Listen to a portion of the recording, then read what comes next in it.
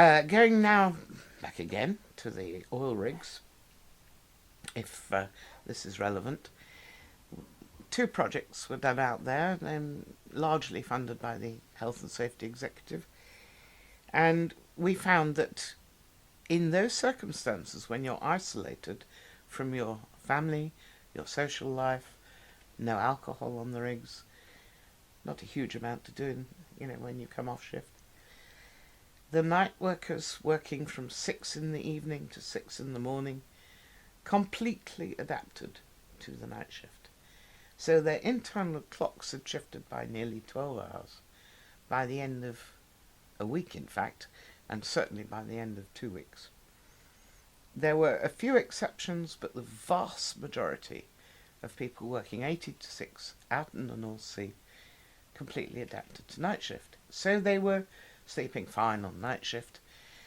The trouble is, when they go home, they are completely unadapted to home life, and they have a rotten time for the first few days back home.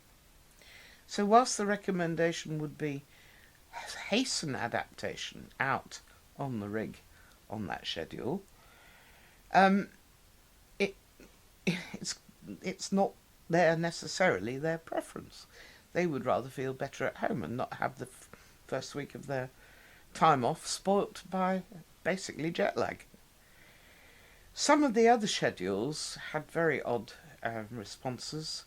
There's a schedule which runs from midnight to midday, where they didn't adapt because the light exposure is at the wrong time for the adaptation to happen.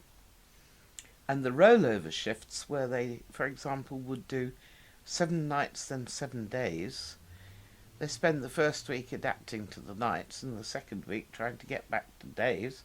So they're basically out of synchrony most of the time out there.